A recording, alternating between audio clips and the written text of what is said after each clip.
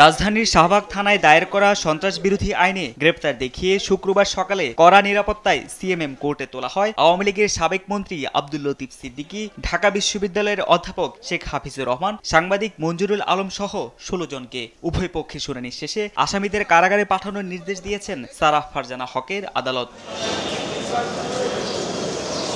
রাষ্ট্রপক্ষের আইনজীবীরা জানান, এই বছরের ৫ আগস্ট প্রতিষ্ঠিত হওয়া মঞ্চ ৭১ সংগঠনের উদ্দেশ্যে হচ্ছে স্বৈরাচার হাসিনাকে ফিরিয়ে আনা।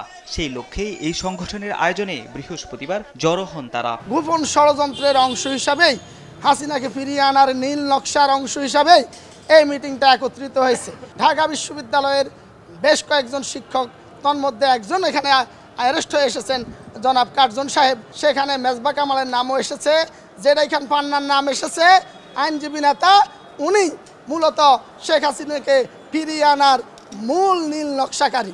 উনারা মূলত প্রত্যেকেই সাবেক আওয়ামী লীগার। তবে আসামিপক্ষের আইনজীবীদের অভিযোগ, মানহানি করার পর আবার সন্ত্রাস বিরোধী আইনে মামলা করা হয়েছে, যা স্বাধীনভাবে মত প্রকাশের পরিপন্থী। যে আইনে তাদেরকে গ্রেপ্তার করা হয়েছে, এই ধরনের কোনো কর্মকাণ্ডে তারা জড়িত নয় বলেও দাবি করেন তারা। এই স্বাধীন বাংলাদেশে একজন মুক্তিযোদ্ধা, একজন সাংবাদিক, ঢাকা বিশ্ববিদ্যালয়ের আইন বিভাগের অধ্যাপক সহ আরও অন্যান্য সম্মানিত ব্যক্তিবর্গ, তাদের সাথে ওপেনে মব করা হলো। তারা কোনো ধরনের সন্ত্রাসমূলক কোনো কার্যক্রম করে নাই। বর্তমান বাংলাদেশের পরিস্থিতি এমন যে কেউ যদি মুক্তিযুদ্ধ নিয়ে কথা বলে তাহলে তারা ফ্যাসিস্টের দোসর হয়ে যায়, তারা ফ্যাসিস্ট হয়ে যায়।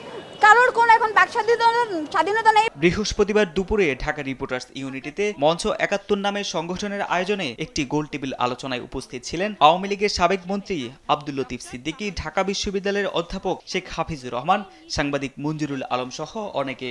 জুলাই যোদ্ধা পরিচয়ে সেখানে উপস্থিত হয়ে তাদেরকে আওয়ামী লীগের দোসর আখ্যা দিয়ে অবরুদ্ধ করে রাখেন একটি পক্ষ। পরে তাদেরকে পুলিশের হাতে তুলে দেওয়া হয়। তারেক মাহমুদ সুজন, দেশ টিভি, ঢাকা।